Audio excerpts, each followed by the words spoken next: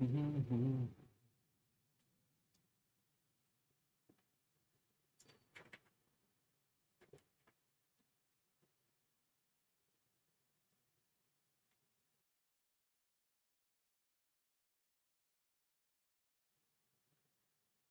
क्या मैं लाइव हूँ? कोई है जो मुझे सुन पा रहा है, मुझे देख पा रहा है? एनीवन? नमस्कार जी, नमस्कार। क्या हाल चाल भाई, कैसे हो? कैसे हो जी? जानते हो कि नहीं मुझे? हाँ हाँ मास्टर, जानते हैं। गुड इवनिंग बच्चों, good evening, good evening, good evening. क्या हाल चाल भाई?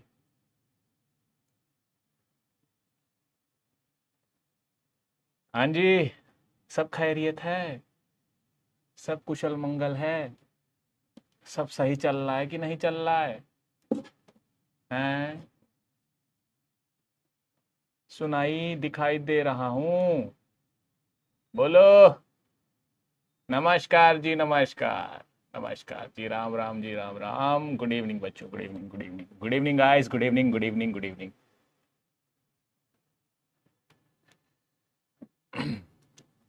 सर आज बहुत टाइम के बाद। भाई तूने नाम ही गुड्डू रख लिया अपना। या तू है ही गुड्डू?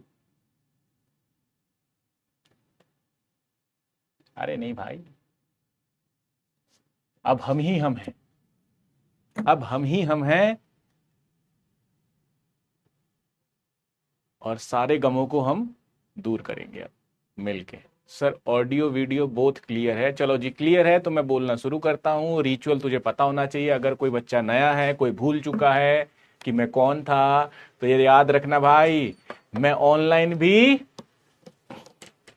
कर सकता हूँ। ठीक है? मैं ऑनलाइन भी मार सकता हूँ, ध्यान रखना, ठीक है? सो बच्चे, जितना बढ़िया तरीके से आप एज अ अच्छी ऑडियंस यहाँ रहोगे क्लास में, उतना ही बढ़िया कंटेंट, बढ़िया चीजें बहुत दमदार सीखेंगे। ये मैं बोल नहीं रहा हूं, अगर नहीं सीखेगा तो अब तो मुझे यहां पे लिख देना कि नहीं सर, आपने जो बोला था वो सही बात नहीं है। ठीक है? जो मैं बोल रहा हूं उसको मैं अभी प्रूफ करते चलूंगा धीरे धीरे। पर उसके लिए तुझे क्या करना है, मेरी बातों को मानना है। ठीक है? और बातों को क्या मानना है, देख मैं तुझे एक सच बात बताऊं, मेरे सामने इतनी बड़ी स्क्रीन लगी हुई है। अच्छा। और मैं अगर इधर देख देख के पढ़ाता रहूं तो तुझे मजा नहीं आएगा। मुझे इधर घूमना ही पड़ेगा। और इधर घूमूंगा और तूने अगर कुछ उल्टा सीधा कमेंट कर दिया तो फिर आता माजी सटकेले। ठीक है? तो ध्यान रखना बच्चे, ठीक है? चलिए शुरू करें। डील? डील? ठीक है? इन चीजों का ध्यान रखोगे? डील? पक्का? पुनीत भाई कोई बात नहीं, फर्स्ट क्लास अटेंड कर रहे हो, कोई दिक्कत नहीं है। फ्रेश टॉपिक है, बिल्कुल फ्रेश टॉपिक है। जो भी बच्चे पहली बार देख रहे हैं यहां से शुरू कर सकते हैं, इसका पिछले चैप्टर से कुछ लेना देना नहीं है। फ्रेश टॉपिक है ये, ठीक है? हाँ जी। जो बच्चे थक चुके हैं, जो बच्चे उदास हो चुके हैं, जो बच्चे सो रहे हैं, जो मुझे लेट के देख रहे हैं, उठ जाओ। ओ बेशर्मो, उठ जाओ। उठो। राइट? चलो जी आओ, शुरू करता हूं। सो गाइज, अपने लास्ट क्लास में क्या कवर अप किया था, that is group theory, right? जिन भी बच्चों ने देख लिया वेल एंड गुड है, नहीं देखा तो आप देख लेना, ठीक है? इसका इस चैप्टर से कुछ लेना देना नहीं है, ठीक है जी? ध्यान रखना इसका। आज की क्लास में क्या पढ़ने वाले हैं, तो आज अपन बड़ा ही धमाकेदार दमदार इंपॉर्टेंट टॉपिक डिस्कस करने वाले हैं, that is what solid state. बड़ा आसान है, बड़ा इजी है भाई, बड़ा इजी है। सर इजी है ये आप कैसे बता दे रहे हो? अभी मैं कुछ बातें बताऊंगा, वहीं से तुझे सारी चीजें ऑटोमेटिकली लगने लग जाएगी कि हाँ मास्टर ये तो इजी है। राइट बच्चों? सर जो आप YouTube पढ़ा रहे हैं उसको भी भाई कर सकते हो, ठीक है? उसको भी आप देख सकते हो, ठीक है? चलिए आइए, मैं शुरू करता हूं। तो सबसे पहले सारे बच्चे ऊपर लिख लेंगे सॉलिड स्टेट।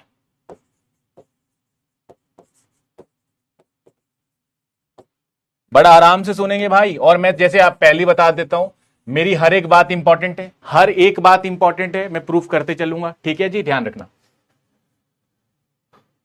तो सॉलिड स्टेट क्या है?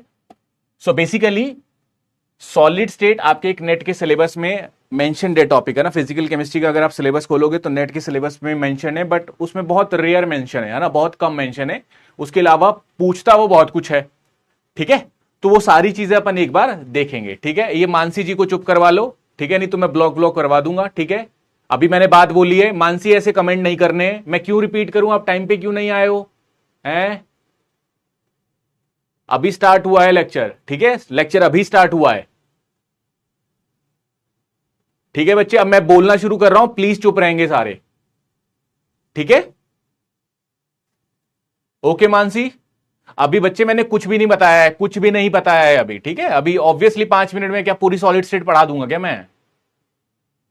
प्लीज रिपीट, पढ़ाया है नहीं कुछ, रिपीट शुरू कर देते हैं, ठीक है। ओ ठीक है भाई, ठीक है भाई, चलो मैं शुरू करता हूं। सो बच्चे, सबसे पहले तो मैं जैसा ऑलरेडी आपको मैं ग्रुप थ्योरी एक ही टॉपिक पढ़ा चुका हूं, और आपको इतना तो आइडिया मिल चुका है कि सर किसी भी टॉपिक को पढ़ने का ढंग है ना, किसी भी टॉपिक को पढ़ने का तरीका है, किसी भी टॉपिक को पढ़ने का एक ढंग है। वो ढंग क्या है?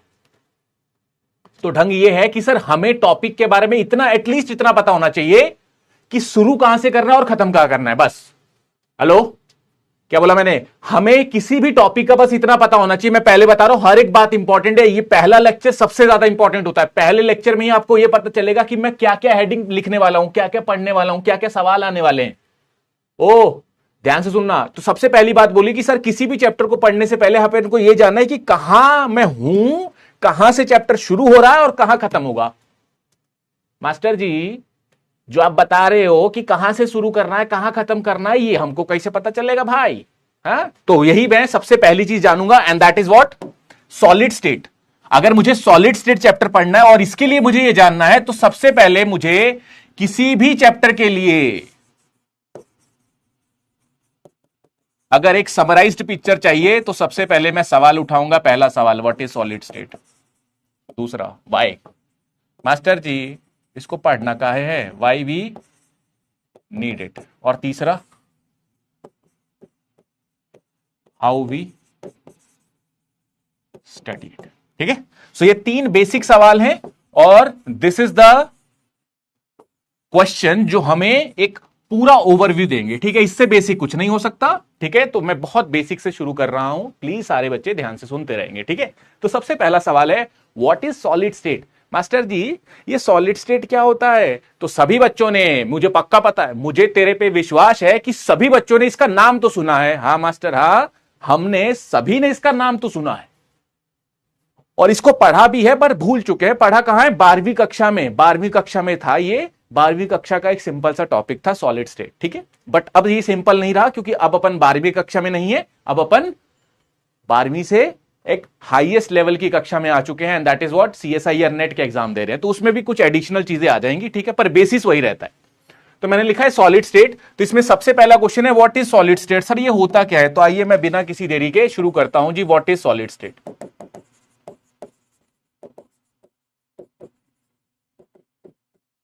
तो सारे बच्चे ध्यान से सुनेंगे। सॉलिड स्टेट क्या होता है? सर सॉलिड स्टेट का सिंपल सा मतलब ये है, अगर आप कहोगे साइंस, ऑब्वियसली सॉलिड स्टेट है भाई, साइंस में पढ़ रहा हूं, इसको भी साइंस में पढ़ रहा हूं ना भाई, ये साइंस का ही तो चैप्टर है, ये साइंस का ही तो चैप्टर है। तो सर अपन को कुल मिला के साइंस पढ़नी है। और साइंस होती क्या है? साइंस होती क्या है एक्चुअली में? जो साइंस है वो होती क्या है जी?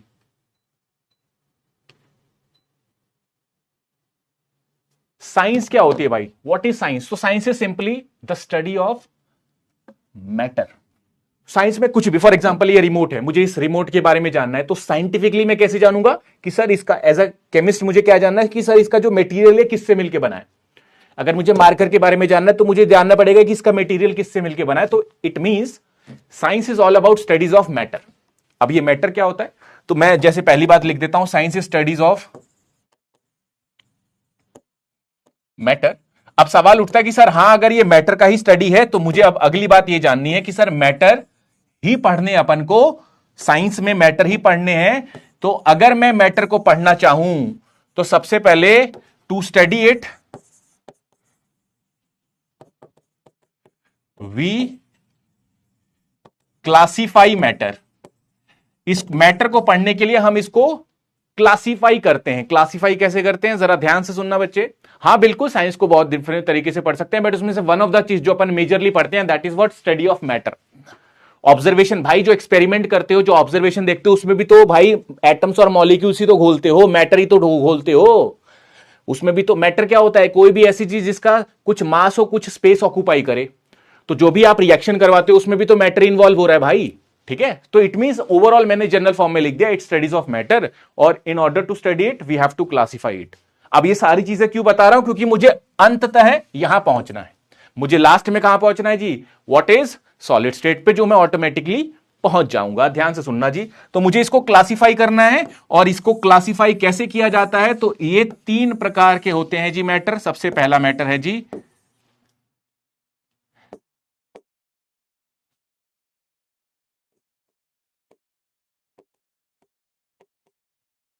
सॉलिड स्टेट, दूसरा है जी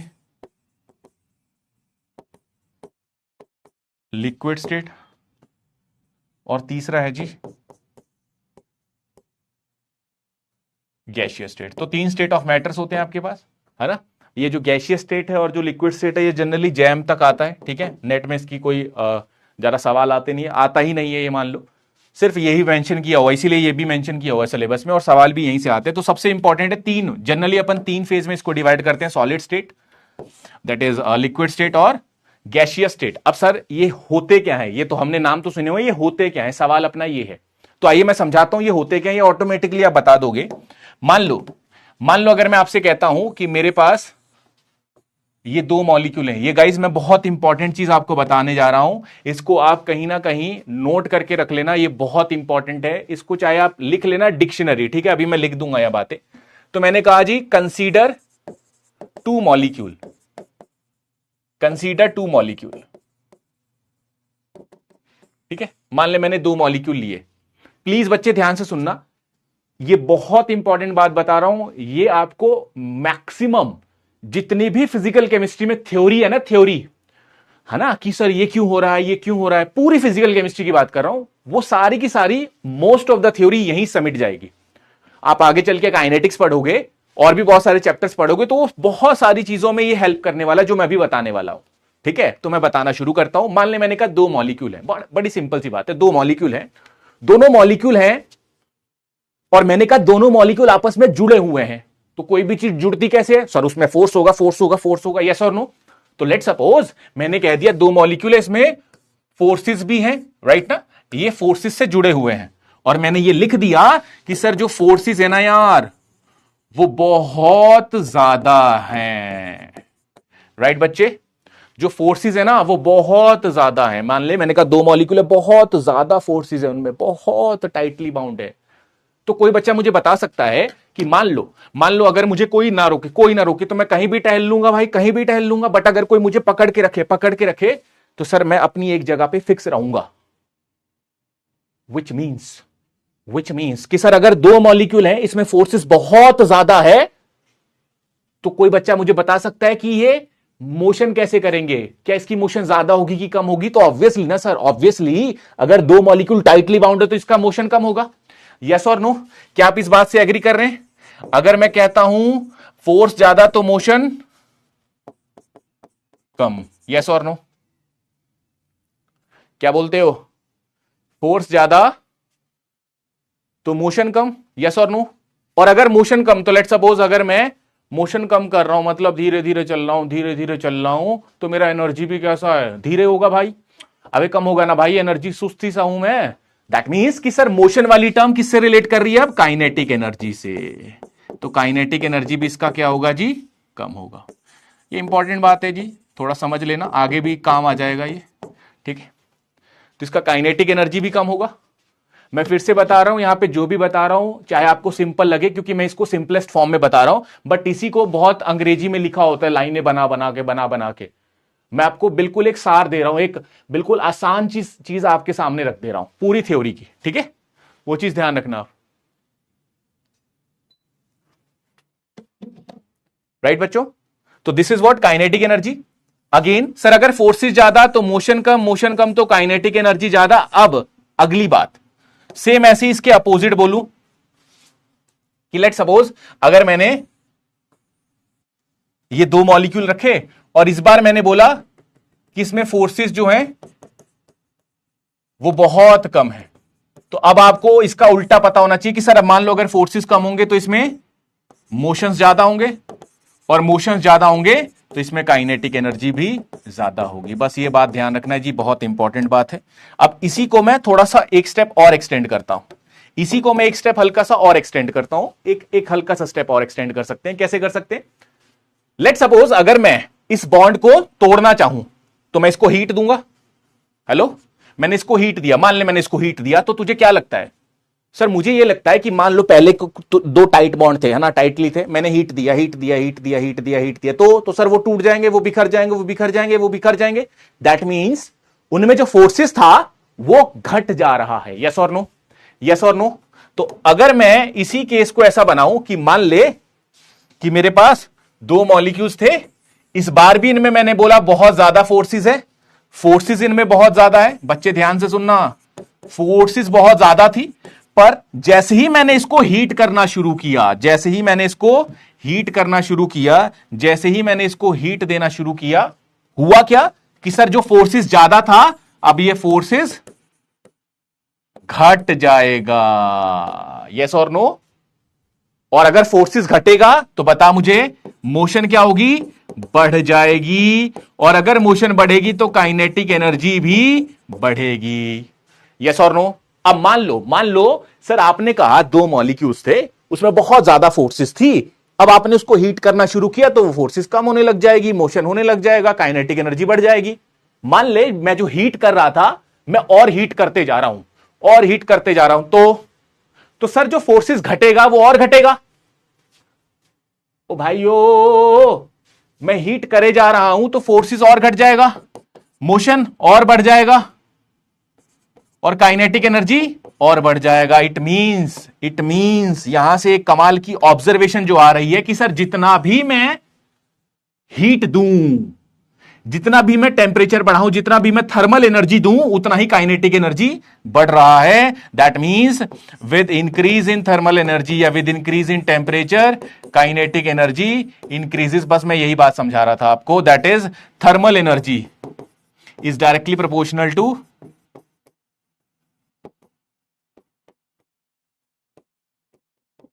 काइनेटिक एनर्जी। ये ध्यान रखना।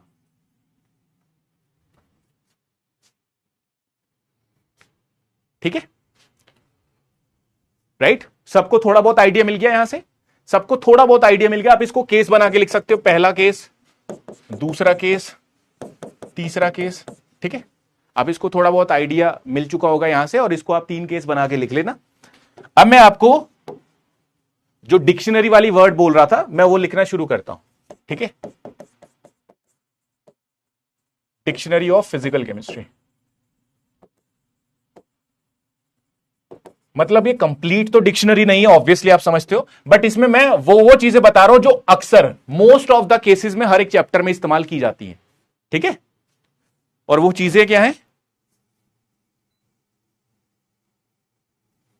तो जैसे सबसे पहले अगर मैं कहूं यहां पे केस 1, ये यार एक सेकेंड है ना बच्चे,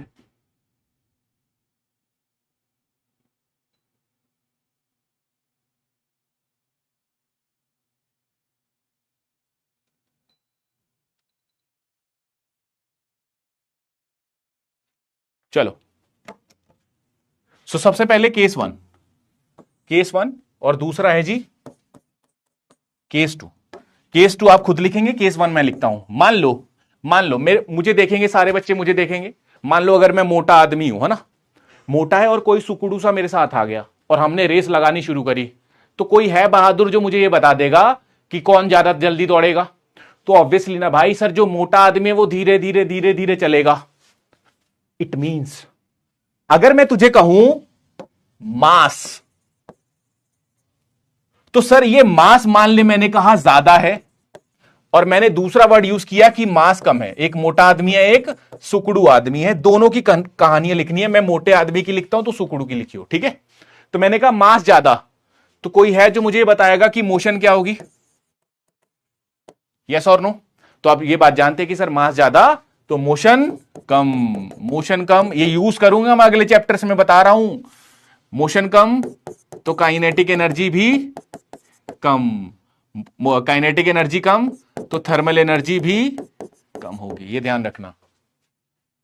अरे ऑब्वियसली ना, अगर मोशन कम हो रही है, इसको रिलेट कर लो ना भाई, मुझे धीरे धीरे चल रहा हूं भाई, एनर्जी भी कम है, और एनर्जी कम है, काइनेटिक एनर्जी कम है, तो काइनेटिक एनर्जी कम होगी तो थर्मल एनर्जी भी कम होगी। यस और नो? अब सवाल अगला ये है कि सर थर्मल एनर्जी कम का क्या मतलब है? थर्मल एनर्जी कम का क्या मतलब है कि मान ले अगर दो मॉलिक्यूल्स है ना, तो इनमें भैया मोशन धीरे धीरे हो रहा है, धीरे धीरे हो रहा है, ये ज्यादा पास पास आएंगे, है ना। ऑब्वियसली अगर मान ले किसी में ज्यादा ज्यादा ही एनर्जी हो तो वो तो दूर दूर रहते हैं, दूर दूर रहते हैं, वही ज्यादा एटीट्यूड वाले वो दूर दूर रहते हैं। जिनमें एनर्जी कम होता है, जो सुस्ती से होते हैं, जो भाई भोले वाले होते हैं, वो पास रहते हैं जरा, है ना।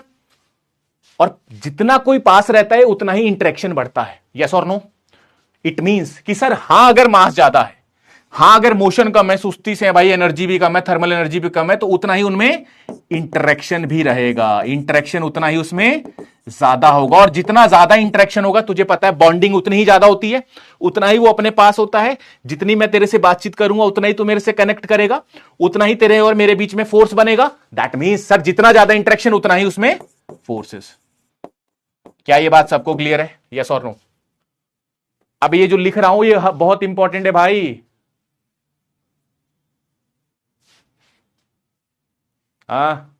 दूसरा इसका उल्टा सर, मास कम तो मोशन ज्यादा, काइनेटिक एनर्जी ज्यादा, थर्मल एनर्जी डायरेक्टली है तो ये भी ज्यादा होगी। और क्योंकि सबकी एनर्जी ज्यादा, ज्यादा एटीट्यूड वाले हैं, तो इनमें इंटरेक्शन कैसा होगा बच्चे? कम।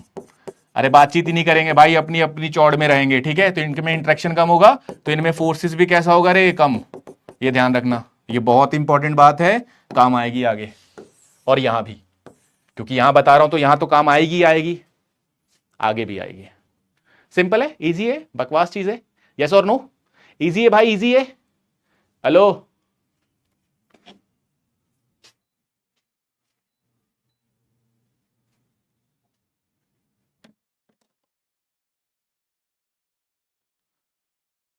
राइट ना?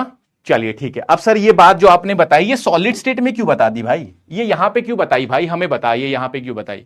तो अभी हमारा क्वेश्चन यही चल रहा है, व्हाट इज सॉलिड स्टेट। ठीक है, व्हाट इज सॉलिड स्टेट वाली ही बात चल रही है अभी। तो सबसे पहले मैंने ये बात बोलने से पहले मैंने बोला कि हाँ भैया हमारे पास मैटर होते हैं, वो 3 स्टेट में क्लासिफाई होते हैं। अब इसको क्लासिफाई कैसे करना है, और यहीं से फिर सिलेबस भी लिखा जाएगा। कैसे? देख, तो मान ले मैंने कहा जी मेरे पास 2 मॉलिक्यूल हैं, प्लीज ध्यान से सुनना, और मैंने कहा जी इनमें फोर्सेस बहुत ज्यादा है। तो क्या ये सुनते ही तू मुझे सारी चीजें लिख के बता देगा कि सर हां अगर फोर्सेस ज्यादा तो मोशन कैसा होगा बच्चे? कम। मोशन कम तो थर्मल एनर्जी भी कम होगा, तो काइनेटिक एनर्जी भी कम होगा, और कम होगा तो मॉलिक्यूल ज्यादा पास पास रहेंगे। तो मुझे कोई बता सकता है कि अगर मॉलिक्यूल में ये सारी कंडीशन हो तो वो किस तरीके का मैटर बनाएगा? वो किस तरीके का होगा? किस तरीके का होगा भाई? किस तरीके का होगा? अगर मेरे और तेरे बीच में भाई बॉन्डिंग स्ट्रांग है तो कोई तोड़ नहीं सकता हमें। यस और नो? इट मींस अपन क्या है? सॉलिड है भाई, सॉलिड है। यस और नो? तो बताओ, जिस भी मॉलिक्यूल में ये कंडीशन रहता है उस मॉलिक्यूल को या उस स्टेट ऑफ मैटर को मैं क्या बोलूंगा? अरे बोलना भाई यार, ये हे भगवान, कभी कभी मैं ये सोचता हूं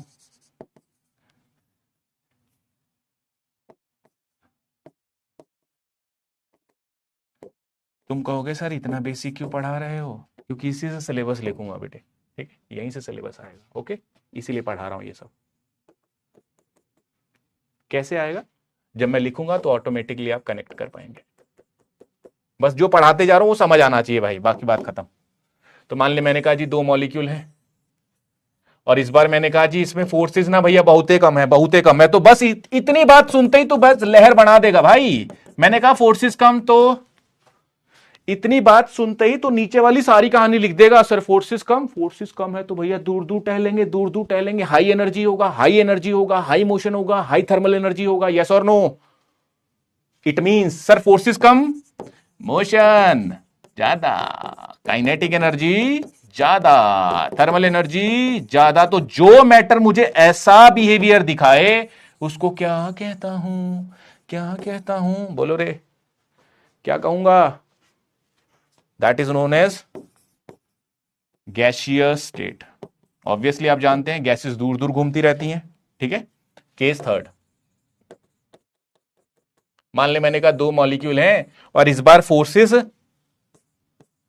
थोड़ी बहुत हैं, बट इतनी नहीं है कि ये सॉलिड एक्ट करने लग जाए।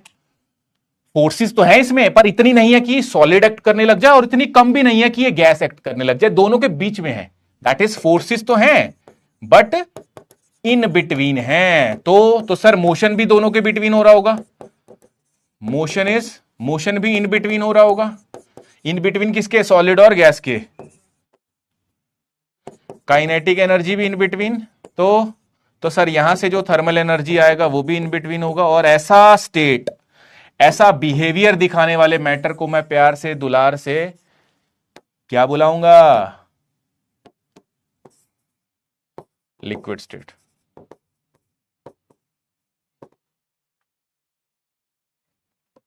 तो आई गेस अब आपको ये चीज समझ आ गई जो मैंने सबसे स्टार्टिंग में 3 वर्ड लिखे थे। हेलो, बस वो ये पूरी अंग्रेजी में लिखूंगा, इससे बढ़िया मैंने आपको ये वर्ड भी समझा दिए जो आगे भी काम आएंगे, ये सारे सभी का रिलेशन भी बता दिया, ठीक है। और इनका डेफिनेशन भी मैंने सिखा दिया आपको अल्टीमेटली। कैसे? कि सर सॉलिड स्टेट एक वो स्टेट है मैटर का जिसमें मॉलिक्यूल्स जो होंगे वो टाइटली बाउंड होंगे, जिनमें फोर्सेस ज्यादा होगा। ठीक है भाई, so that is called a solid state. तो यहां से अगर मैं कहूं कि क्या मैंने पहले का आंसर दे दिया? पहले का आंसर दे दिया जी, हां आपने दे दिया। What is solid state? Anyone? The solid state is a state of matter जिसमें मॉलिक्यूल्स के बीच में फोर्सेस तो ज्यादा होती है बट उसमें motion, thermal energy, kinetic energy बहुत कम होता है। ओ भाई ओ, कुछ तो समझ आ रहा होगा तुम्हें। हाँ जी, तो अपन ये तीनों पढ़ सकते हैं बट क्योंकि अपन ने हेडिंग डाला है सॉलिड स्टेट तो अपन पढ़ेंगे सॉलिड स्टेट, और नेट के सिलेबस में भी सिर्फ सॉलिड स्टेट ही है। तो मैंने पहले का आंसर दे दिया व्हाट इज सॉलिड स्टेट, ठीक है। वाई? मास्टर जी दूसरा प्रश्न क्यों पढ़ा रहा भाई, हमें इसमें इंटरेस्ट आए कुछ ऐसा बता, ठीक है। आजा, वाई? चलूं आगे?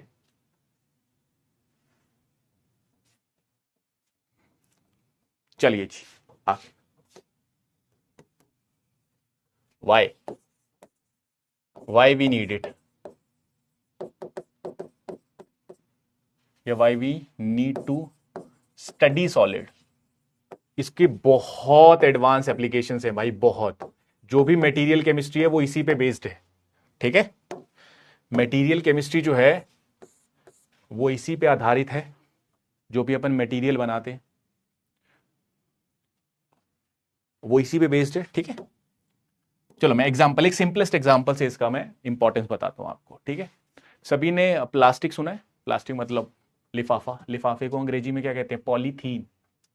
तो वो केमिस्ट्री ही है। मतलब जो लिफाफा है वो एक पॉलीमर है, किसका? इथीन का। इथीन मॉलिक्यूल की रिपीटिंग यूनिट्स हैं, ठीक है, इसीलिए उसको पॉलीथीन बोलते हैं, राइट ना। So why we need it? तो इसके 2 रीजन है। पहला मैं रीजन दे देता हूं तेरे वाला कि सर परीक्षा में आता है, that is paper point of view से कितने सवाल आते हैं, क्या क्या आते हैं।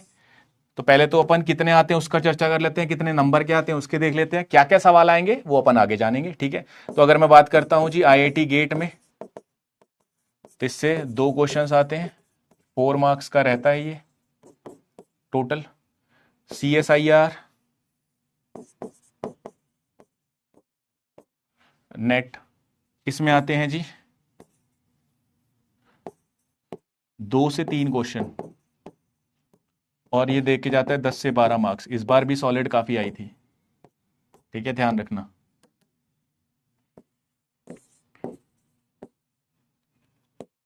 ठीक है, जैम में भी आता है, जैम का भी लिखना चाहते हो तो लिख लो, क्योंकि जैम में कोई बच्चा है नहीं वैसे जैम का, ठीक है, तो इसलिए मैंने जैम का नहीं लिखा। जैम में भी 2 सवाल आते हैं इससे, ठीक है। अगेन सर ये तो हो गया जी परीक्षा के पॉइंट ऑफ व्यू से। अब मुझे बताओ कि इसको एक्चुअली में क्यों पढ़ना है। जैसे मैंने अभी एग्जाम्पल भी दिया, तो solid state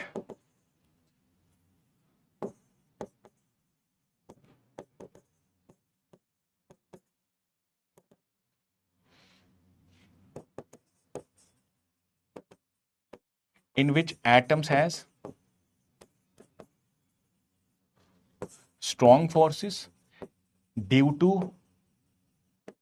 which its arrangement is fixed.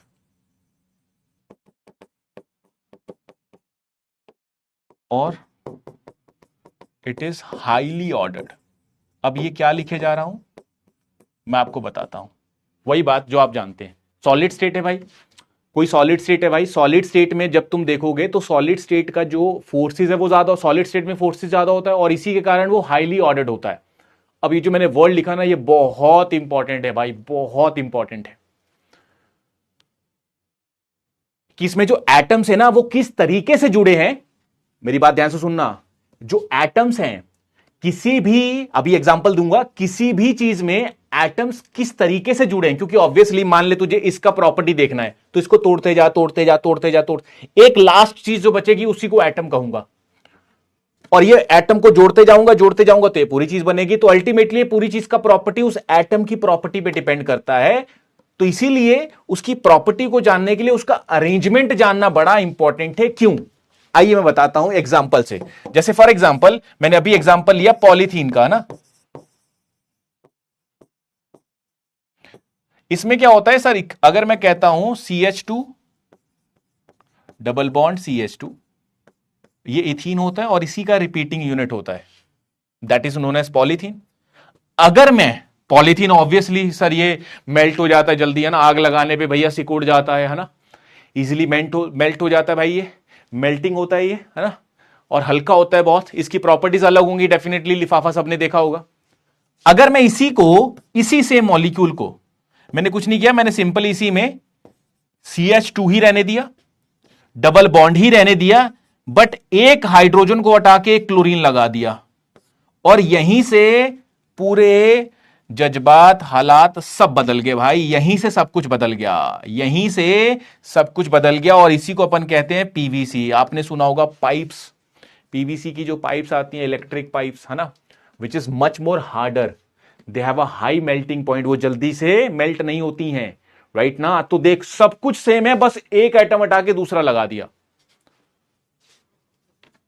That's why कि सर कोई भी चीज जो बनी है, ऑब्वियसली ये ऐसा तो नहीं दिख रहा होगा पूरा का आपस में जुड़ा होगा, इसमें एक ही एटम को रिप्लेस करते ही, एक ही एटम की पोजीशन को चेंज करते ही ये पूरी की पूरी प्रॉपर्टी चेंज हो गई. This is known as polyvinyl chloride. ठीक है, PVC होता है पॉलीविनाइल क्लोराइड. तो इसमें पूरी की पूरी प्रॉपर्टी चेंज हो गई. और आपको यह बात पता होनी चाहिए कि सर हां, अगर एक ही एटम के बदलने से, एक ही एटम के चेंज होने से पूरी की पूरी कहानी बदल गई है, तो दैट मींस कि सर ये पूरी कहानी अपने लिए जाननी जरूरी है कि हां सर, कैसे किसी के एटम्स का अरेंजमेंट होता है, कैसे उसकी अरेंजमेंट को समझा जा सकता है, क्योंकि ऑब्वियसली अरेंजमेंट को चेंज करने से पहले उसकी अरेंजमेंट को समझना जरूरी है. तो इस पूरे सॉलिड स्टेट चैप्टर में हमें सिर्फ एक चीज पढ़नी है, अरेंजमेंट्स.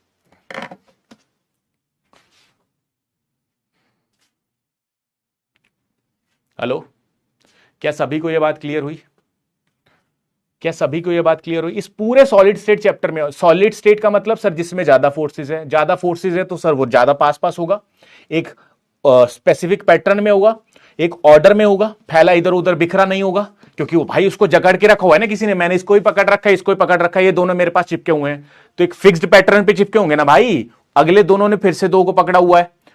दैट मीन्स एक सॉलिड जो भी बनता है उसका एक स्पेसिफिक पैटर्न होता है, एक स्पेसिफिक अरेंजमेंट होता है. अब वो अरेंजमेंट क्या है, कितने प्रकार के हो सकते हैं, क्या क्या हो सकते हैं, बस यही सॉलिड स्टेट है और यही पे सवाल आते हैं, यही सिलेबस है आपका. सिर्फ एक बात जो मैं यहां से समझाना चाह रहा था, दैट इज व्हाट अरेंजमेंट, बस अरेंजमेंट है जी, राइट ना. तो अब अगला क्वेश्चन सर हाउ वाला भी मैं बता चुका आपको अभी कि sir how we study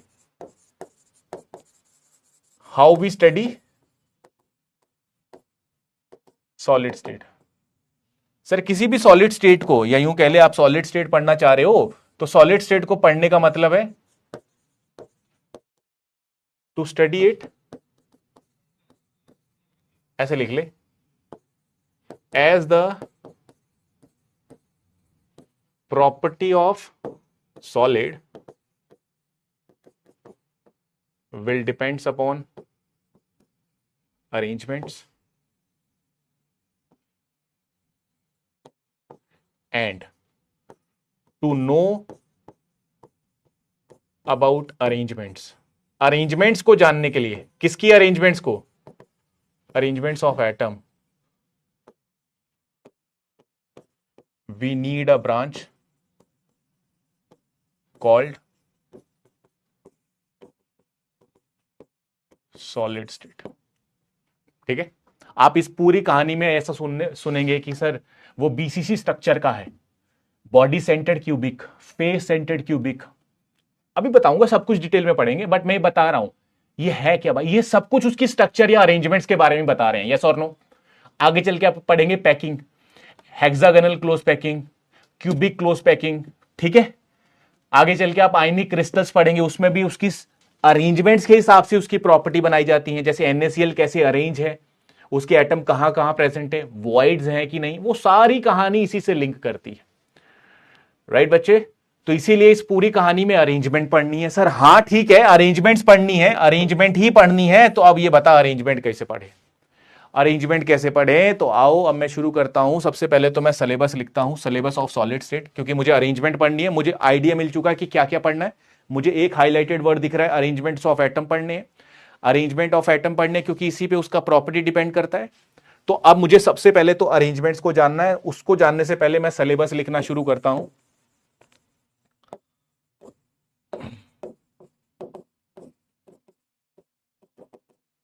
syllabus of solid state, सबसे पहले अपन जानेंगे सॉलिड्स और इसके टाइप्स। ठीक है, इस पे भी सवाल है नेट का, अब सवाल शुरू हो जाएंगे। ठीक है, देखते चलना जी आराम से। Solids and its type. दूसरा,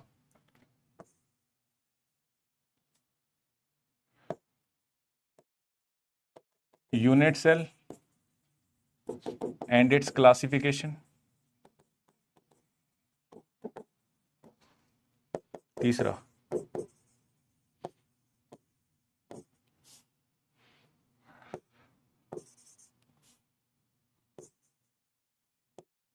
क्यूबिक यूनिट सेल, इसी में अपन पढ़ेंगे SCC, BCC, FCC, इनके फुल फॉर्म्स क्या हैं, simple cubic unit cell,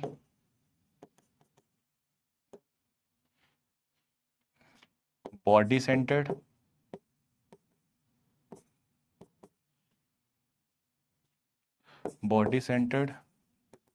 cubic unit cell और face centred cubic unit cell. ठीक है, इसमें हम क्या क्या पढ़ेंगे, तो 5 बिंदु मैं यहीं लिख दे रहा हूं। पहला, relation of radius and edge length. बच्चे मैं ये जो लिख रहा हूं ना, ये बहुत इंपॉर्टेंट है, पहले बता रहा हूं। Relation of radius and edge length, आपको ये मैं ये ऐसे लिखूंगा, पहला हेडिंग, दूसरा हेडिंग, तीसरा heading, and so on so on so on, ऐसे चलूंगा जी। ठीक है, तो relation of radius and edge length क्या होता है। दूसरा, that is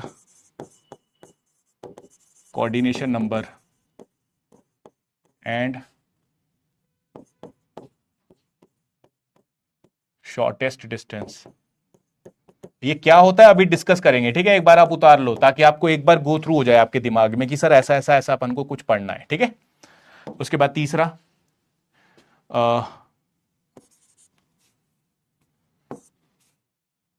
number of atoms per unit cell. इसके बाद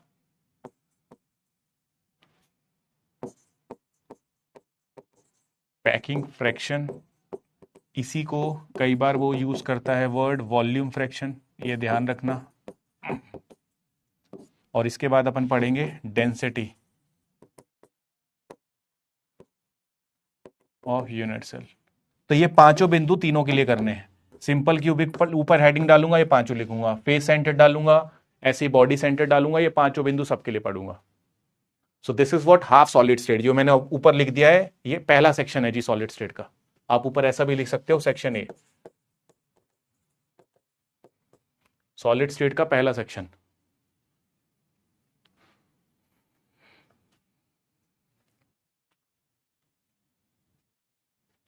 हाँ जी, चलूं आगे, सेक्शन 2।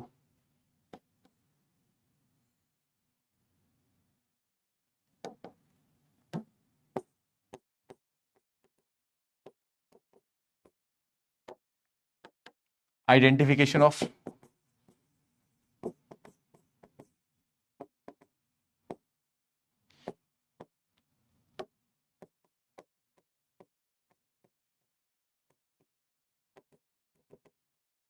दूसरा हेडिंग क्या लिखा मैंने?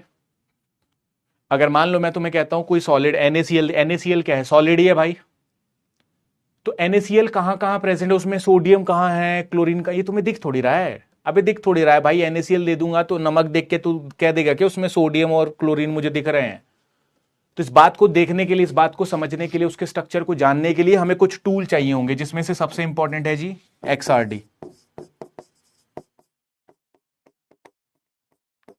XRD, डिफ्रैक्शन, जिसमें अपन पढ़ेंगे ब्रैग्स लॉ, बहुत इंपॉर्टेंट है जी नेट के लिए। दूसरा Miller indices to define plane,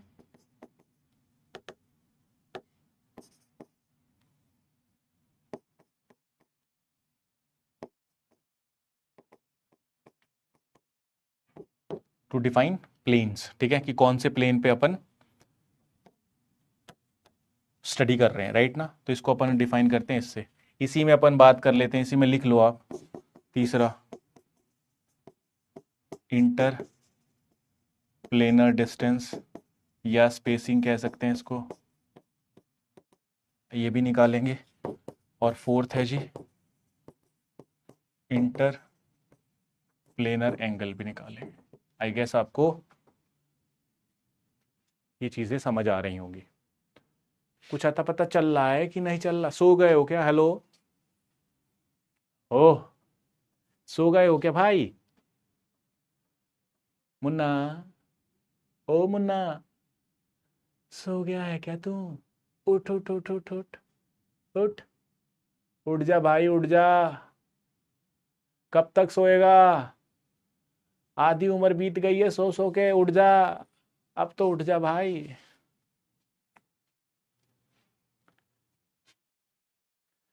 कहाँ गए भाई? कोई तो सुन रहा होगा मुझे। लिख रहे हैं, अरे वाह वाह वाह वाह कामिनी जी, बढ़िया, ठीक है, लिखी लिखी लिखी। चुन्नू सोना नहीं है, ठीक है, ठीक ठीक ठीक। निन्नी आए तो मुझे बता देना भाई।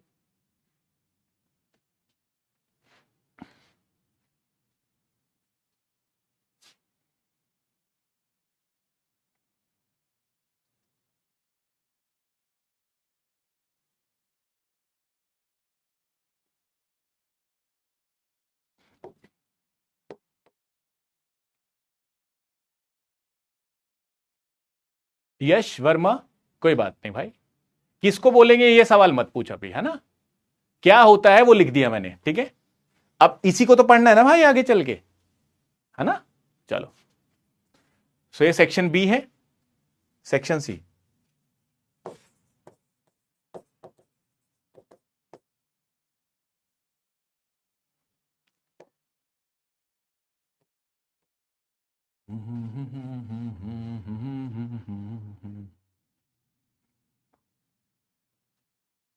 चलो, नहीं सर सो नहीं रहे थे, अच्छा कोई बात नहीं। सेक्शन सी, इसमें क्या क्या पढ़ेंगे? तो आयोनिक क्रिस्टल्स पढ़ना है, या इस पे इससे पहले पैकिंग पढ़ लेंगे, पैकिंग ऑफ या packing in solids,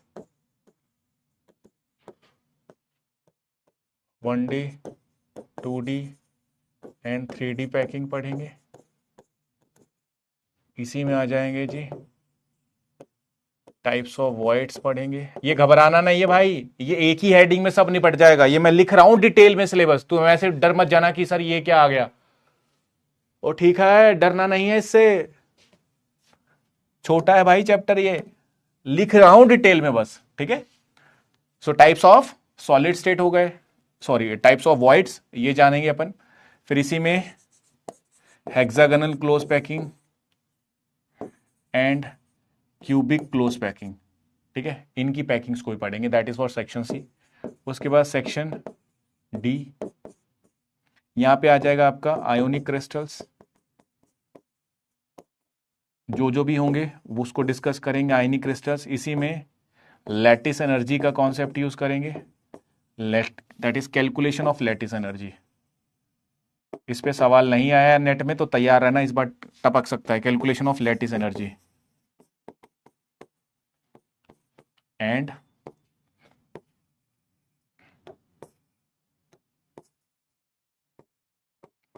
born Haber cycle, ले भाई। उसके बाद तीसरा, इसी में ना वो अपन ऑलरेडी वहीं पे लिख लेंगे, ठीक है, कि इसमें प्रॉपर्टीज वगैरह कौन कौन सी पढ़नी है आयनिक क्रिस्टल्स। इस बार सवाल था इसमें 4 नंबर का।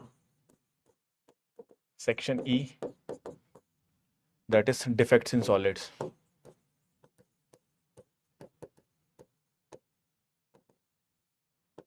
डिफेक्ट्स इन सॉलिड में पहली बार डिफेक्ट्स पढ़ेंगे, दूसरा बैंड थ्योरी पढ़ेंगे, कंडक्टर, सेमीकंडक्टर एंड इंसुलेटर्स के बारे में चर्चा करेंगे, उसके एनर्जी लेवल डायग्राम्स बनाएंगे। तो सबसे इमर्जिंग टॉपिक कौन सा है, एक तो ये, एक तो ये, और ऊपर से ये पहला सेक्शन, इंपॉर्टेंट्स आ रही हैं।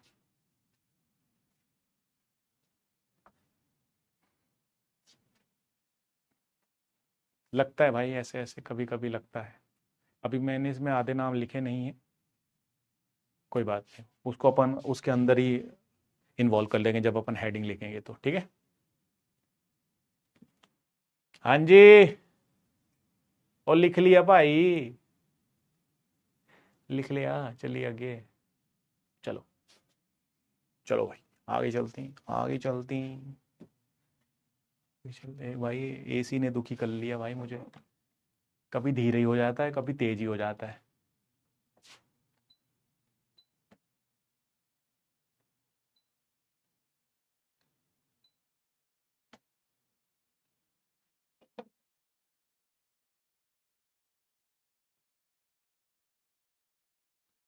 शुरू करें। सो सबसे पहली चीज सॉलिड्स और उसके टाइप्स के बारे में अपन जानेंगे। चलिए,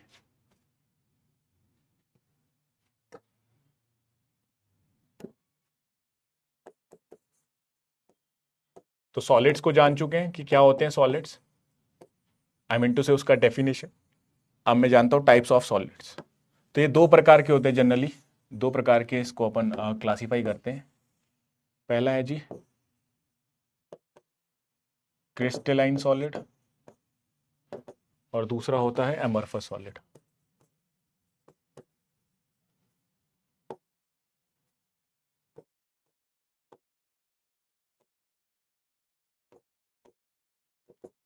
ठीक है, इन दोनों में डिफरेंस क्या है वो बच्चों वाली बात है, वो अपन नहीं पढ़ रहे, ठीक है।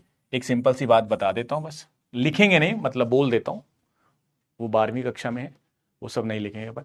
तो देख दिया मैंने, क्रिस्टलाइन सॉलिड है और एमरफस सॉलिड है, ठीक है, आपने नाम सुने होंगे। क्रिस्टलाइन सॉलिड्स क्या होते हैं, एक होते हैं प्री क्रिस्टलाइन भी होते हैं, इसमें लिख लो आप प्री क्रिस्टलाइन सॉलिड, ठीक है, ये भी एक प्रकार के सॉलिड्स होते हैं। तो क्रिस्टलाइन सॉलिड्स जिसमें atoms are arranged in highly ordered manner.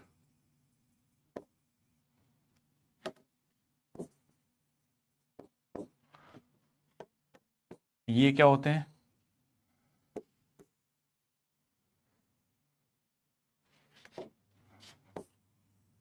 पहले इसको डिफाइन कर लेते हैं।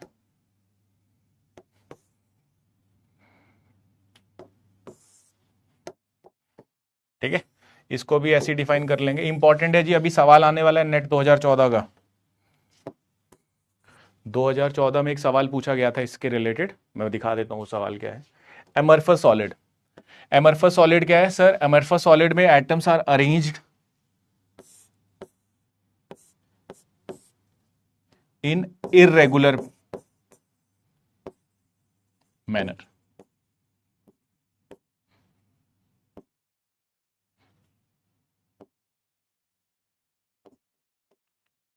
एंड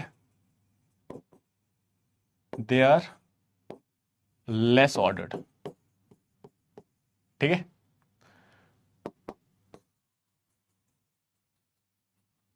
ये दो चीजें मैंने लिखी। जो प्री वाला है, प्री क्रिस्टलाइन, वो इन दोनों के बीच का है, मतलब its structure is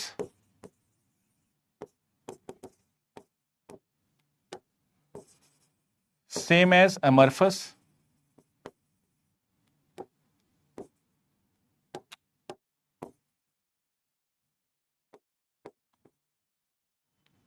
but its properties like crystalline solid। ठीक है,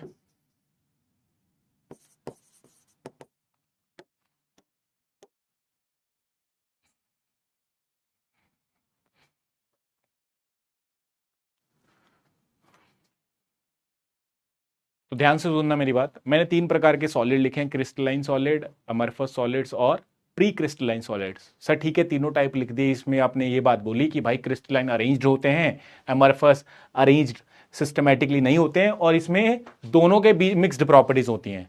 वो दिखता अमरफस जैसा है बट प्रॉपर्टीज क्रिस्टलाइन जैसी शो करता है। अब मैं आपको बताता हूं, मान लो आप एक नई चीज सीख रहे हो, है ना? तो नई चीज सीख रहे हो तो आपको अगर कुछ सिस्टमैटिक मैं चीज दे दूं, है ना, एक कोई सिस्टमैटिक पैटर्न में अगर कोई चीज पढ़ाऊं तो आप उसको जल्दी चीज सीखेंगे। हेलो, क्या बोले जा रहा हूं मैं? ध्यान सुनना। अगर मैं कोई भी चीज को पढ़ना चाहता हूं फ्रेशली, या कोई भी चीज के बारे में सीखना चाहता हूं, तो अगर वो चीज मुझे सिस्टमैटिक मिले, ऑर्डर्डली मिले, एक तरीके से मिले, एक सलीके से मिले, तो उसको पढ़ना आसान है एज कंपेयर टू जो बिखरा हुआ है। It means what?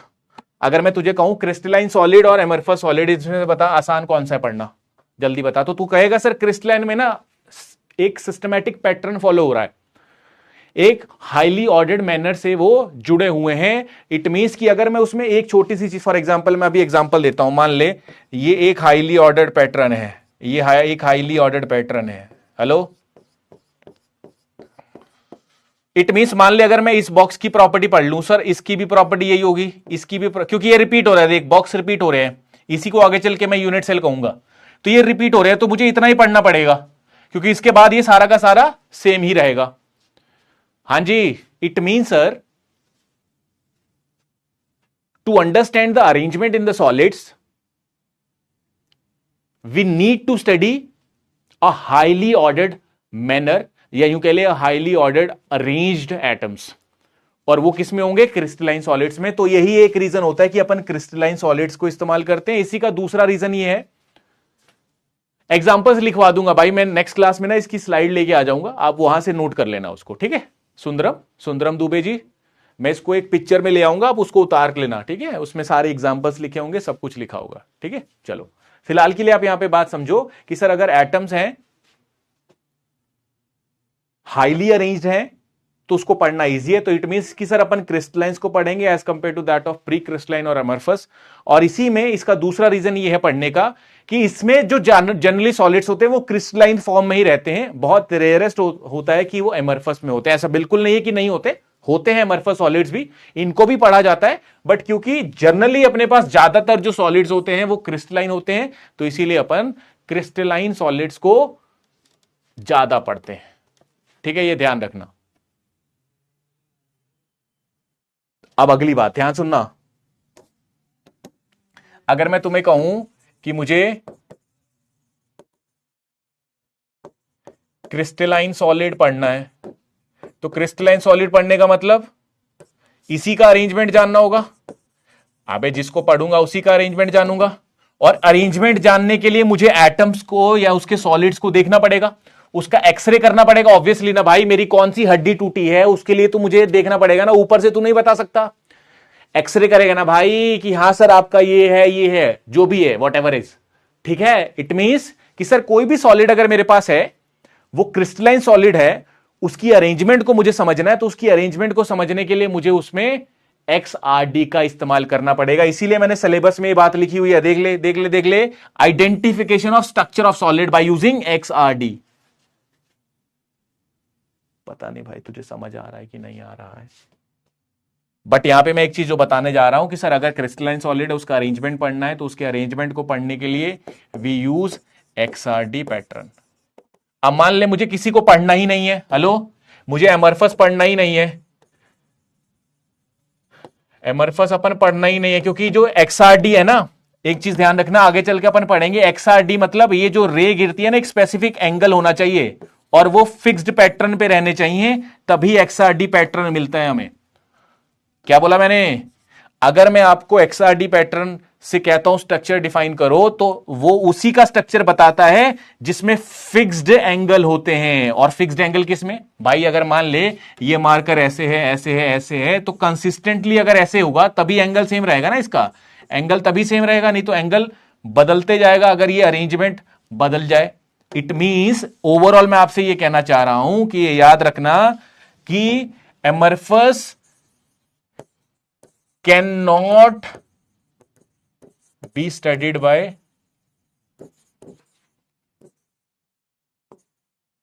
XRD। ये ध्यान रखना जी, एमरफस को अपन XRD से स्टडी नहीं करते हैं, वेयर एज अपन XRD एक टेक्निक होती है जी, स्पेक्ट्रोस्कोपिक टेक्निक है, जिसका यूज करके अपन स्ट्रक्चर्स को निकालते हैं। ठीक है, सो आई गेस आपको इतनी सी बात समझ आई होगी कि सर जिसको पढ़ना है उसी का XRD पैटर्न यूज करूंगा, उसी में मैं एक्सरे डालूंगा, उसी का स्ट्रक्चर पढ़ूंगा। जिसको पढ़ना ही नहीं है उसमें क्यों एक्सरे डालूं? ये तो हो गया याद रखने के लिए बात, बट एक्चुअली में इसमें XRD वर्क नहीं करता है। इसका कारण ये है कि क्योंकि सर इसमें जो एंगल्स होते हैं ना वो बदलते रहते हैं, तो इसमें पैटर्न बड़ा सफिस्टिकेटेड आता है, बड़ा कॉम्प्लिकेटेड पैटर्न आता है। That's why we can not use XRD in order to study the amorphous solid, या in order to study the structure of amorphous solid. कुछ अता पता नहीं चल रहा है किसी को, बस ऐसे बैठे हैं मुझे देखे जा रहे हैं, मुझे देखे जा, ऐसे बैठे हैं भाई कई, या बैठेंगे जो रिकॉर्डेड देखेंगे वो ऐसे बैठे रहेंगे, ऐसे ऐसे मुझे देखे जाएंगे भाई क्या बोले जा रहा है, उनको कुछ लेना देना नहीं है भाई।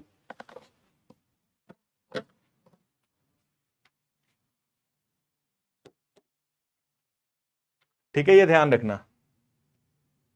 उसके बाद जो क्रिस्टलाइन सॉलिड्स हैं,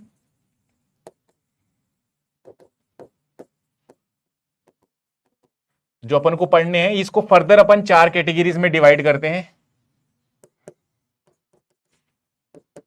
आयनिक सॉलिड्स,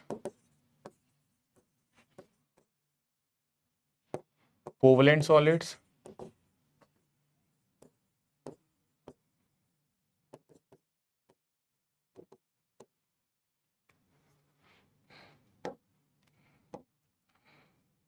ठीक है। सेकेंड, तीन कैटेगरीज में ही अपन डिवाइड करते हैं इसको। ये तीनों कैटेगरीज इसकी लिख लेना sir. Why we take XRD not other ray. भाई बताओ भाई, इसको कोई है जो बता सकता है इसका answer? Why we take XRD not other ray, anyone? कोई भी बच्चा है जो बता सकता है इसका आंसर?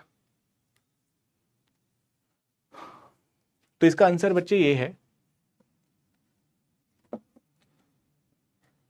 इसका आंसर जो आंसर पूछ रहा है ना कि सर अपन एक्सरे ही क्यों यूज कर रहे हैं, जो अपन एक्सरे ही यूज कर रहे हैं भाई, उसका नहीं पढ़ना तो अपन उसको नहीं डिस्कस कर रहे हैं, ठीक है। उसके लिए अदर टेक्निक्स होंगी जो भी है। जो एक्सरेज हैं, मान ले हड्डी टूटती है तो तू ऐसे धूप में बैठा क्यों नहीं देख लेता उसको?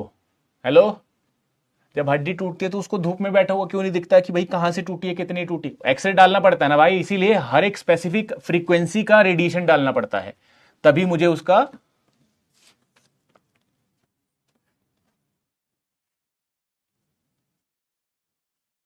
इंटरनल स्ट्रक्चर पता लगेगा, राइट ना, तभी मुझे उसका इंटरनल स्ट्रक्चर पता लगेगा।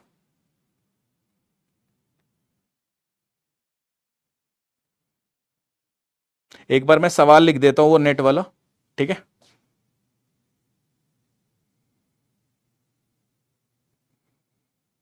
जस्ट अ मिनट बच्चे।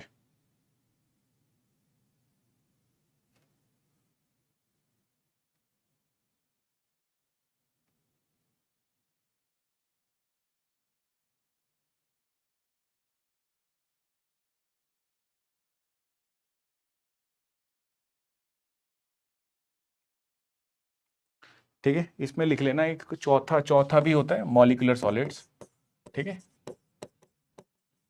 Molecular solids. तो मेरा सवाल है आपसे, ठीक है, क्वेश्चन है,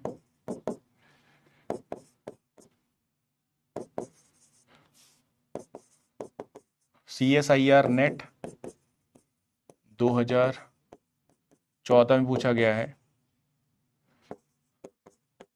the structure of solid which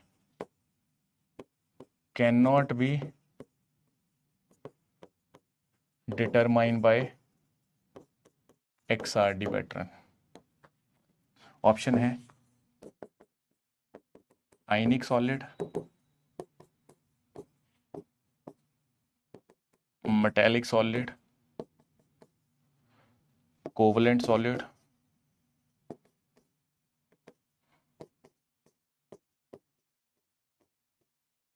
amorphous solid. बताओ जी।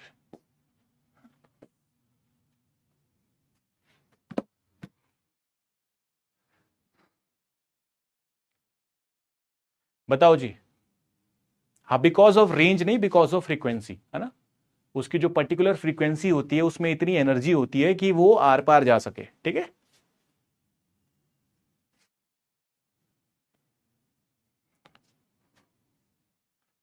राइट बच्चे, मैंने क्या लिखा?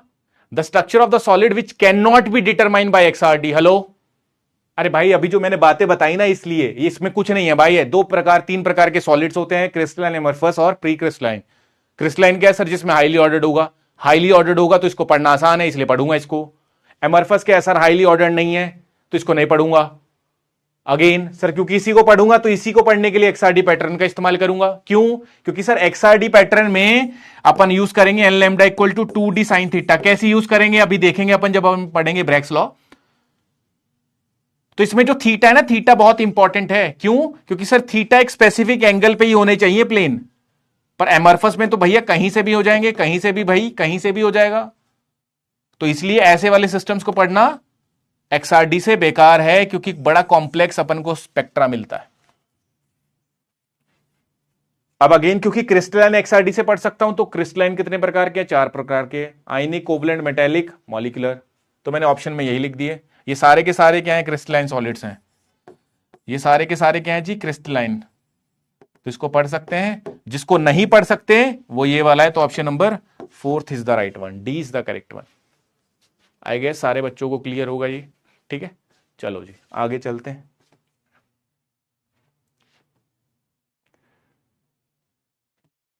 इसके बाद अगली बात जो आपको ध्यान रखनी है वो ये है, जो अगली चीज पढ़नी है, तो मैंने टाइप्स ऑफ सॉलिड पढ़ा दिया और उसकी क्लासिफिकेशंस पढ़ा दी, ठीक है। अब अपन जो पढ़ने जा रहे हैं वो पढ़ने जा रहे हैं जी यूनिट सेल और उसकी क्लासिफिकेशन। सर ये यूनिट सेल क्या होता है पहले ये बताओ। आइए मैं बताता हूं जी, बहुत इंपॉर्टेंट चीज है। और यूनिट सेल वाली टर्म इसीलिए आई क्योंकि मैंने बोला ना कि वो एक फिक्स्ड अरेंजमेंट को फॉलो करता है। एक क्रिस्टलाइन सॉलिड को इसीलिए अपन पढ़ रहे हैं क्योंकि वो फिक्स्ड अरेंजमेंट को फॉलो कर रहा है। मैं एग्जांपल से समझाता हूं, ध्यान से सुनना जी। मान ले मैंने कहा जी ये मेरे पास है, ये बनाना नहीं है तुम्हें, तुमसे बनेगा नहीं है, ठीक है, ये बनाना नहीं है भाई, गुड्डू ये बनाना नहीं है, ये बस देखना है, ठीक है। जब बनाना होगा मैं बता दूंगा आपको।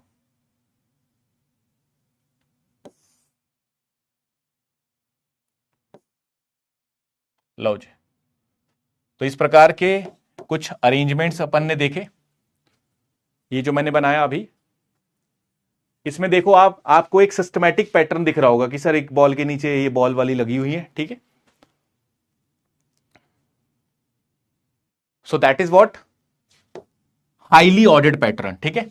अब इसमें ध्यान रखना, मान ले अगर मैंने ये वाले 4 बॉल ले लिए, इनके सेंटर को जोड़ दिया, फिर इसको मान ले मैंने इसको उठा के पलट दिया, तो क्या आपको ऐसा लगता है कि ये दोनों, ऑब्वियसली इसको पलट दूंगा तो ये यहां जाएगा, फिर इसको पलट दूंगा तो ये यहां जाएगा, तो on repeating that square we get that arrangement, yes और नो। ऐसे इसको नीचे लाऊंगा तो ये रिपीट होके सेम देगा मुझे, यस और नो। बोलो रे, ये रे सेम देगा कि नहीं देगा मुझे? हाँ जी, सेम ऐसे ही मान लो, जस्ट समझने की बात है बच्चे।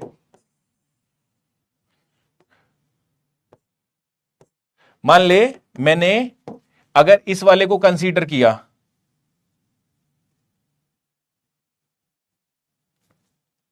तो आप इसमें ट्रायंगल भी नहीं ले सकते, मान लो आप रेक्टेंगल ले लो, ले। तो यहां पे आप देख पा रहे हैं कि सर पूरा एक हाईली ऑर्डर्ड है। हाईली ऑर्डर्ड की ही क्यों पढ़ रहे थे, उसका एक कारण यह भी है क्योंकि सर एक बार मैंने बस इतना पढ़ लिया तो मुझे पता है कि सर ऐसा ही यहां हो रहा होगा, ऐसा ही यहां हो रहा है, ऐसा ही यहां यहां यहां यहां यहां। हेलो। तो इन शॉर्ट इस पूरे अरेंजमेंट को पढ़ने के लिए मैंने एक छोटे से अरेंजमेंट को पढ़ लिया, वहीं से मुझे सब कुछ समझ आ गया। और ये छोटा सा अरेंजमेंट क्यों पढ़ा मैंने और यहीं से सब कुछ कैसे समझ आ जाएगा, क्योंकि सर इसी अरेंजमेंट को रिपीट करता चलूं तो पूरा अरेंजमेंट बन जाएगा। अब सवाल उठता है कि सर इस अरेंजमेंट को बुलाएंगे क्या भाई, ये तो बड़े काम का है भाई। इस वाले डब्बे को बुलाएंगे क्या भाई, इसको तो बड़े दुलार से रखना पड़ेगा। तो दुलार से रखेंगे और दुलार से बुलाएंगे इसको यूनिट सेल,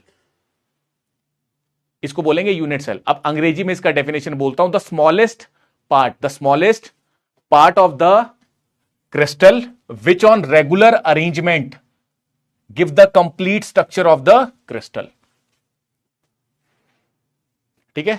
ये जस्ट इसको आप इस तरीके से सोच सकते हो कि अगर एक दीवार है, दीवार में मेरे पास ईंटें लगी हुई हैं, तो अगर एक ईंट है तो वो यूनिट सेल है, क्योंकि उसको ही रिपीट कर करके मैंने पूरी दीवार बनाई है, यस और नो। तो अगर मैंने एक ईंट को पढ़ लिया, एक ईंट को कैसे, मान ले मैंने कहा जी मेरे पास दीवार एकदम प्लेन है और एक मेरे पास दीवार उबड़ खाबड़ है।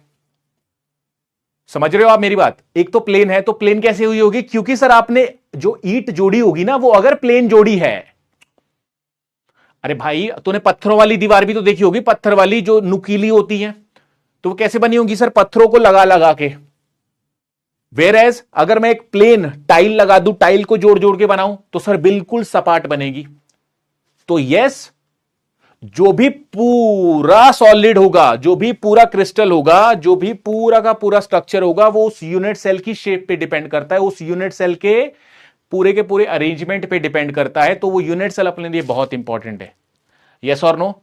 अगर मैं टाइल को रिपीट करता चलूं तो प्लेन मिलेगी, अगर पत्थर लगा के रिपीट करता चलूं तो उबड़ खाबड़ दीवार मिलेगी। तो जिस चीज को लगा के रिपीट कर रहा हूं उसी चीज को बोलता हूं unit cell. The repeating unit in the crystal lattice is known as unit cell. हां जी।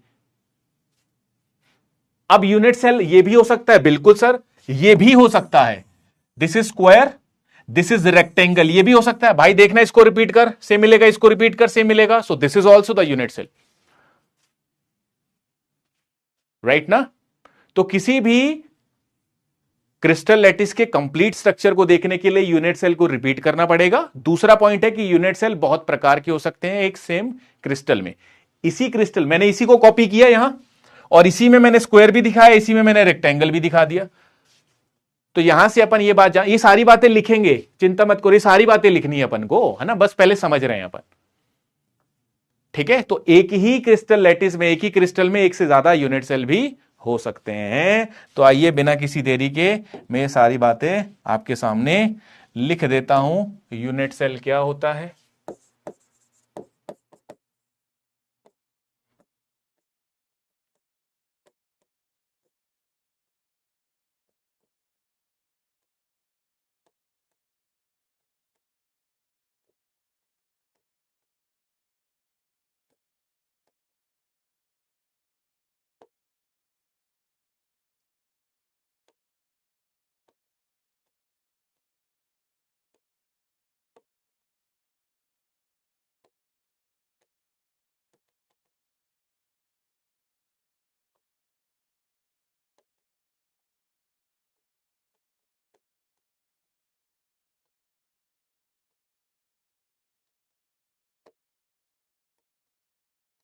ठीक है,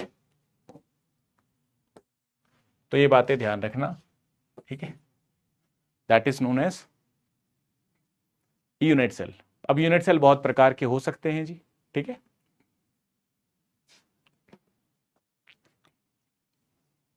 टाइप्स ऑफ यूनिट सेल बहुत प्रकार के हो सकते हैं, यूनिट सेल बहुत प्रकार के हो सकते हैं जी। तो इन जो जो भी इसके टाइप्स वगैरह हैं, आई गेस वो अपन अब नेक्स्ट क्लास में पढ़ेंगे यार, है ना। मैं क्लास को यहीं एंड करता हूँ, नेक्स्ट क्लास में पढ़ेंगे इसके टाइप्स ऑफ यूनिट सेल को, ठीक है। सो आज की क्लास में बेसिकली अपन ने सिलेबस देखा है, सारे बच्चे सिलेबस एक बार फिर से लिख के लाएंगे, ठीक है। आपका होमवर्क क्या आज की क्लास का, सिलेबस दोबारा पढ़ के आना है आपको। ये जो मैंने सिलेबस लिखा है ये बहुत इंपॉर्टेंट है, ये आपको टिप्स पे रहना चाहिए, ठीक है।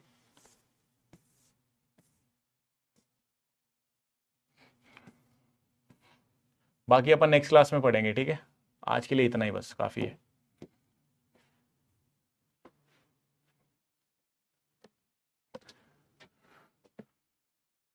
तुमने ग्रुप थ्योरी जो टॉपिक पढ़ा है उसमें डाउट वाउट आ रहा है कि नहीं आ रहा है कुछ है?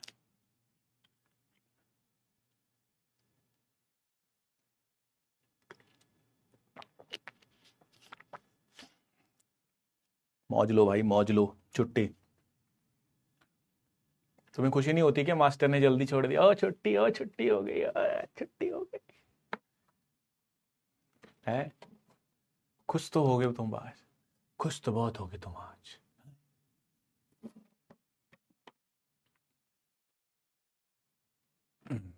मैं जा रहा हूँ भाई, मेरा ऑडिशन है, मेरा ऑडिशन है अभी, मुझे जाना पड़ेगा। सर पूरा डाउट में ही है सर, कोई बात नहीं करिश्मा जी, एक्सेप्शनल हो शायद में भी आप।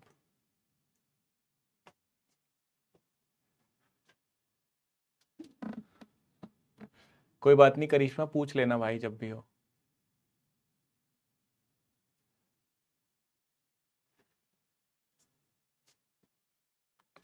ठीक है, ओके जी मीत। सर ग्रुप थ्री अच्छा है, ठीक है सर, मेरा तो ये पहली क्लास सर, ये टीचे। अच्छा ठीक है भाई। आज बच्चे थोड़ा मेरा डाउन है सिस्टम, तो कल पढ़ेंगे, ठीक है। इसलिए मैंने थोड़ा कम एनर्जी से भी पढ़ाया होगा, मे भी आपको लगा हो तो माफ़ी चाहते हैं हम, ठीक है।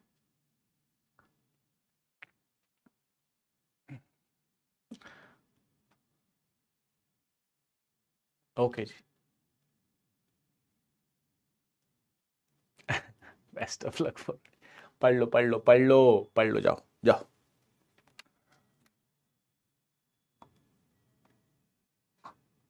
राज, टॉपिक वाइज कहाँ से मिलेगा?